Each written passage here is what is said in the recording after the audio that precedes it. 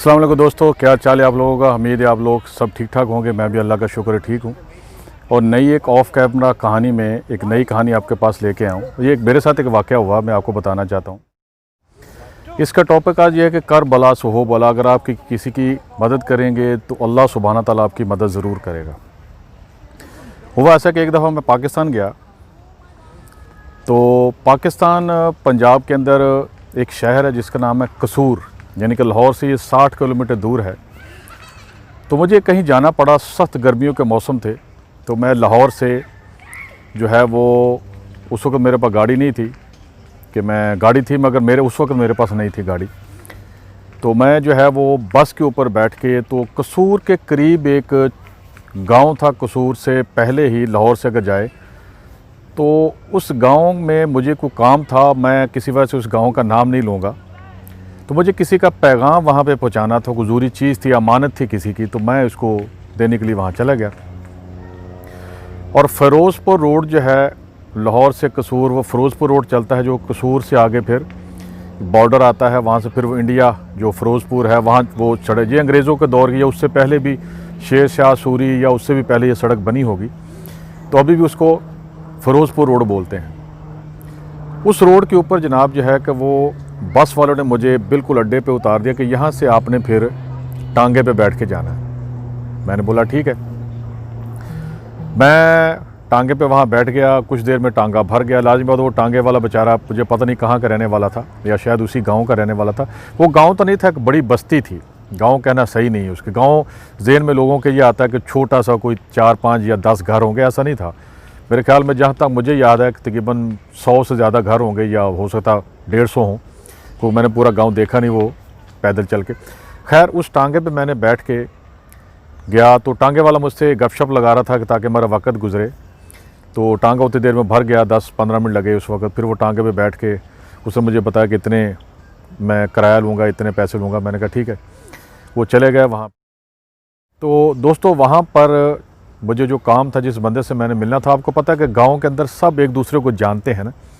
तो मुझे टांगे वाले ने बता दिया कि ये शख्स वहाँ रहता है।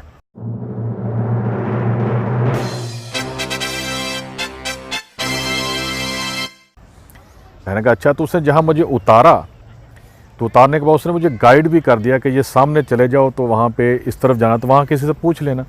मैंने बोला ठीक है। ये हमारा कल्चर है, हमारे मुल्कों के अंदर एक दूसरे की मदद करते हैं। खैर मैं वहाँ गया, सख्त गर्मी थी। आपको पता हमारे मुल्कों के अंदर गर्मी भी है और सर्दी भी बहुत है। बहुत बड़े बड़े मुल्क हैं यहाँ, अमेरिका की तरह ही। तो उस बंदे से मैंने मिलने के बाद जनाब जो है ना, मैंने उसका पैगाम, उसकी अमानत उसके पास पहुँचाई। उसने मुझे खातिरदारी की, ठीक है। तो मैंने बोला कि नहीं मैं चलता हूँ। तो उसने बोला कुछ चाय वगैरह। मैं कहा चाय इतनी गर्मी में कौन पिएगा। तो कहता कि मैं आपके लिए सोडा लेके आता हूँ, कुछ ये वो पेप्सी वगैरह को। मैंने बोला कि वो मैं पीता नहीं हूँ। उसने खैर हमारा क्योंकि कल्चर था, तो उसने क्या किया कि मेरे लिए फिर शरबत बनाया ठंडा। खैर मैंने पी लिया। मैंने कहा अब नखरे करने की क्या ज़रूरत है, बेचारा इतना। क्योंकि यहाँ पे जो अमेरिका यूरोप में रहते हैं उनको इस चीज़ की सख्त, उनको ये मतलब कि याद आएगा इन चीज़ों का, कि वो कमी महसूस करते हैं कि यहाँ अमेरिका यूरोप में ये चीज़ें नहीं हैं। मेहमान नवाजी इनके यहाँ इतनी ज़्यादा नहीं जितनी हमारी है। तो उसके बाद जैसे मैं वहाँ से आधा घंटा वहाँ बैठा उसके पास, उसके बाद मैं चले गया। तो वहाँ पे उसी तरह टांगे के स्टैंड पे आया। तो वहाँ पे उस टांगे वाले के पास बैठ गया, मगर ये कोई दूसरा टांगे वाला था। शायद वहाँ पे 2-3 टांगे चलते होंगे। तो उस पर जाके मैं बैठा, तो टांगा खाली था। तो मैं वहाँ बैठ गया। मुझे पता था कि जब तक टांगा भरेगा नहीं, ये चलेगा नहीं, क्योंकि वो मुझे अकेले को लेकर तो नहीं जाएगा ना। या तो मैं उसको पूरे पैसे दे दूँ जितने वो बनाता है। अभी मैं सोच ही रहा था कि कितनी देर लगेगी। चलो मैं इसको पूरे पैसे दे देता हूँ, इसका भी वक्त बचेगा और ये पैसे भी कमा लेगा। अभी सोच ही रहा था कि मैंने देखा कि कुछ ना है ना, दूर से एक कोई बड़ी उम्र की एक औरत जो है ना, वो यानी काफ़ी सेहतमंद थी। आपको पता गांव के लोग थोड़ी उम्र भी ज़्यादा हो जाए मगर लगते नहीं हैं, वो सेहतमंद होते हैं, काम वाम करते हैं, लेज़ी नहीं होते। तो वो जनाब जो है वो आई। मैंने कहा चलो एक सवारी आ गई है, चलो अब इससे कोई बात करता हूँ मैं। वो आई तो आके मुझे बोली कि बेटा, उसने मुझे सलाम किया। तो मैंने कह दी बेटा कि तुम अड्डे पे जा रहे हो, लारी अड्डे पे जहाँ पे। मैंने कहा हाँ वहीं मैं जा रहा हूँ। तो मैंने पैंट शर्ट वगैरह पहनी हुई थी उस वक्त। गांव में ये चीज़ें पैंट शर्ट जो है ना, वो कहते हैं कि शहर से आया, तो पता चल जाता था कि यहाँ का रहने वाला नहीं है। तो कहती बेटा मेरा एक काम कर दोगे। मैंने बोला बताएं अब क्या काम है। वो सारी ये कन्वर्सेशन पंजाबी में हो रही थी। उसने बोला कि वहाँ पे अड्डे के ऊपर ही मेरा बेटा है, उसकी नाइयों की दुकान है, वो हजाम है, शेविंग वगैरह करता है और बाल वगैरह काटता है, तो उसका ये नाम है और एक ही दुकान है वहाँ अड्डे पे ना। उसको कहना है कि तुम्हारी बीवी सख्त बीमार है तो फ़ौरन वापस घर आ जाओ। मैंने कहा अच्छा। तो मैंने कहा खाला जी अगर आप बुरा ना माने तो मैं भी डॉक्टर हूँ, तो आप मुझे अगर बता दें मसला। कहती अच्छा तो बेटा तुम तो फिर फरिश्ता हो हमारे लिए, चलो जल्दी आओ। तो मैंने कहा हुआ क्या है? कहती आके देख लो। तो मैं टांगे वाले की तरफ देख रहा हूँ, तो टांगे वाला बोलता है कि बाऊजी आप जाओ तुसी, कोई गल मेरी फिक्र ना करो, अल्लाह रिस्क देना ना, तुसी उन्हें बचाओ जाके, तुसी तो चंगा कर रहे हो। मेरे को बोला कि मुझे अल्लाह ताला रिस्क देगा तो आप जाओ जाके उससे बचाओ जाके। मैंने कहा अच्छा। मैं गया तो मैंने देखा उसको जाके, तो मुझे जो पता चला तो उसको हैज़ा हो चुका था उसकी बहू को, यानी कि वो जिसका बेटे की बीवी थी तो उसकी बहू लगी उस औरत की। तो उसको मैंने देखा तो वो जनाब जो है, फिर मैंने कहा भी इसका इलाज, मैंने को बोला कि यहाँ पे कोई मेडिकल स्टोर या कुछ चीज़ है? कहती बेटा ये छोटी सी बस्ती है, यहाँ पे मेडिकल स्टोर कहाँ से होगा? तो मैंने कहा इसको मैं ठीक तो हो जाएगी इंशाल्लाह ताला जी, शिफा तो अल्लाह ताला देने वाला है। तो मैं क्या करता हूँ कि अब या तो मुझे शहर जाना पड़ेगा। कहती चाहिए क्या तुम्हें? मैंने कहा एक ड्रिप चाहिए नॉर्मल से, यानी कि उसमें पानी की कमी हो चुकी है, और उसके बाद यह है कि कुछ नीडल वगैरह चाहिए, कोई इंजेक्शन और ये सब चीज़ें। कहती एक डॉक्टर है हमारे यहाँ पे, तो उसके पास मैं ले चलती, हो सकता है वो तुम्हारी मदद कर दे। मैंने बोला डॉक्टर यहाँ पे है तो फिर ये मेरे पास क्यों आई थी? फिर मैंने सोचा कि हो सकता है वो डॉक्टर को ऐसा वैसा ही हो बेचारा, क्योंकि हमारे छोटे छोटे बस्तियों में गाँव में कुछ इस तरह के लोग होते हैं, थोड़ी बहुत वो मेडिकल या कुछ चीज़ें जानते हैं, तो वहाँ डॉक्टर बन के वो अपनी रोज़ी रोटी कमा रहे होते हैं। खैर मैं उसके साथ वहाँ चला गया, तो जाके उसको औरत ने बताया कि ये डॉक्टर साहब हैं, शहर से आए हैं। वो बेचारा परेशान हो गया, शायद कुछ छापा पड़ गया है। तो बाद में मुझे पता चला वो परेशान इसलिए हुआ था कि वो डॉक्टर नहीं था, वो स्कूल का मास्टर था, पढ़ाता था यहाँ पे। तो वो किताबें पढ़ के वो बेचारा, जिसने मुझे खुद ही बताया, कहता है कि मैंने डॉक्टर साहब प्लीज़ मेरा शिकायत नहीं करनी। मैंने कहा मैं शिकायत करने के लिए नहीं आया, मैं तो यहाँ पे आया था इस तरह ये मामला का जान बचाने के लिए। आप मुझे बताओ जल्दी से कि तुम्हारे पास स्टेथोस्कोप है? तो मुझे बोला कि स्टेथोस्कोप वो जो कानों में लगाते हैं टूटी जिसको, मैंने कहा हाँ भाई। कहता वो है। तो मैंने देखो लटकी हुई थी दीवार पे पीछे, और उसके ऊपर धूल पड़ी हुई थी, डस्ट पड़ी हुई थी, मिट्टी का टाँव देते प्याज। तो मैंने उसको झाड़ा, उसको सब कुछ साफ़ साफ़ किया। तो फिर मैंने उसको देखा तो उसके पास मैंने बोला कि तुम्हारे को ड्रिप है नॉर्मल से लाइन की? उसने बोला है, हाँ है। मैंने वो मिल गई। फिर मैंने बोला कि तुम्हारे पास कोई इंजेक्शन है, एंटीबायोटिक, ये सब चीज़ें उसने बोला। तो वहाँ मुझे टेट्रासाइक्लिन का इंजेक्शन मिल गया, और कोई था नहीं, या मेरे पास ऑप्शन वही था। तो मैंने बोला चलो यही दे दो।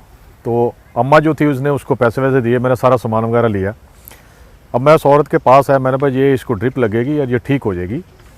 तो अब मैंने क्या किया कि वहाँ चारपाई ली, और चारपाई को मैंने खड़ा किया, उनकी जो जिसको मंजी बोलते हैं पंजाबी में। तो मंजी के पाए के साथ मैंने उसको ड्रिप को किसी धागे वगैरह से बांध दिया। वो घर में उनके पता ये धागे वगैरह चीज़ें होती हैं गाँव के अंदर। उसको मैंने बांध दिया। बांधने के बाद उसको फिर मैंने लटकाया, फिर उसको नीचे लटाया, और साए के अंदर वहाँ पे दरख्त था बहुत ज़बरदस्त, पंखा उन्होंने साथ लगा दिया वो फेरने वाला, तो पेडेस्टल फैन जिसको बोलते हैं, उसको लगाया। तो पता पाकिस्तान पेडेस्टल फैन बनाने में दुनिया में पंखे बेचता है, वो हमारे मुल्क में तो बहुत बनते हैं ना, ये गुजरात शहर में पंजाब के। उसको लगाया, तो उसके बाद मैंने ड्रिप में वो इंजेक्शन लगाया, आस्ता आस्ता वो उसको फिर ना वो लगना शुरू हुई। तो आदि तो मुझे फिर वहीं बैठना था, तो बाद में जो है ना वो लगाना हुआ। तो इतनी देर में क्या हुआ कि इस बात को तकरीबन आधा घंटे से ज़्यादा गुजर गया इस सारे मामले को। तो हुआ ये कि वहाँ पे लाइन लग गई, वहाँ पे उनके घर के, उनका घर बहुत बड़ा था, बहुत बड़ा सेन था, वो हवेली टाइप था उनका, ठीक है। तो मगर ये है कि घर वो उनका अच्छा था, मगर वो बेचारे इतने पैसे वाले नहीं थे, मगर है बहुत अच्छे लोग थे। तो दोपहर में आया था, जब मैं घर से निकला था तो 2-3-4 घंटे तो गुजर चुके होंगे इस वक्त। तो उसके बाद क्या हुआ कि लोगों की वहाँ पे लाइन लगी, हर कोई बंदा अपना ना, वो कोई मरीज़ लेके आ रहा है, कोई बच्चा लेके आ रहा है, कोई फलां के यहाँ पे इसको चेक कर दो। उन्होंने मुझे बेहतरीन किस्म की, आपको देखा होगा कोई गांव के रहने वाले लोग हैं या आप कभी गांव गए होंगे या छोटे शहर में, उनकी कुर्सियाँ बड़ी बेहतरीन, वो जो होते हैं कुशन वगैरह होते हैं बड़े, वो कढ़ाई की होती है, उसके ऊपर वो कुर्सी होती है, उसके बाद उसका उन्होंने वो बाकायदा अंदर से ला के बेहतरीन मुझे बिठाया, और उसका ठंडा पानी मुझे दिया, नलके का बेहतरीन ताज़ा पानी, वो मैंने पिया, गर्मी थी। और लस्सी उन्होंने मुझे पिलाई, जो कि हम पंजाब के रहने वालों की फेवरेट चीज़ होती है। उससे बड़ी गर्मी जो है ना, वो सही ताज़ा लस्सी थी, वो मैंने पी। तो वो लाइन लगी हुई थी मरीज़ों की। मैं कहा भाई ये क्या हो गया। अब उनको पूरे इलाके में ये मशहूरी हो गई कि वहाँ शहर से कोई डॉक्टर आया। मैंने बोला चलो कोई बात नहीं। वो बेचारे आए तो मैं सिवाय दवाई लिख के दे सकता था उनको, क्योंकि मेरे पास तो थी नहीं कुछ चीज़ ऐसी।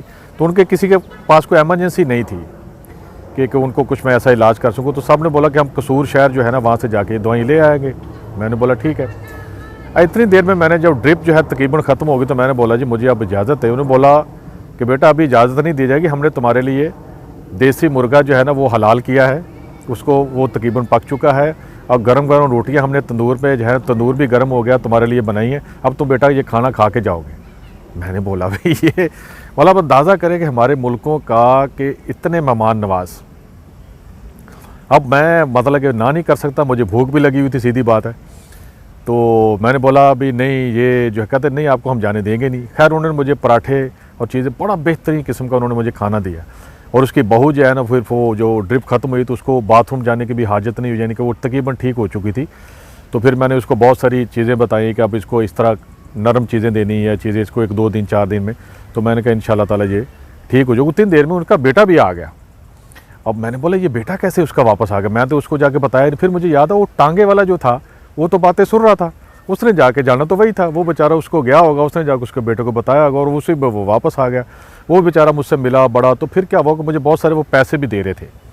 और मैंने बोला भाई यार तुम लोगों ने इतनी खिदमत किया, पैसे मैं नहीं लूँगा, बराए मेहरबानी आप लोगों की। मैंने किया क्या है, मैंने कोई चीज़ भी इस्तेमाल नहीं की है। वो ज़बरदस्ती मुझे पैसे दे रहे थे पर मैंने नहीं ली। मैंने बोला कि नहीं ये, फिर उसमें जो देसी घी उन्होंने मुझे साथ दे दिया, चीज़ें वो इतनी चीज़ें मुझे दे रहे थे कि तुम पैसे नहीं ले रहे, फिर ये चीज़ें ले जाओ। मैंने बोला मुझे चीज़ें कहाँ से लेके जाओगे इतने से उठा के। मैं कहते हम आपके साथ चलते हैं, हम आपके घर छोड़ेंगे वो शहर के अंदर। मैंने बोला भाई यार बहुत मेहरबानी है आप लोगों की, शुक्रिया आप लोगों का।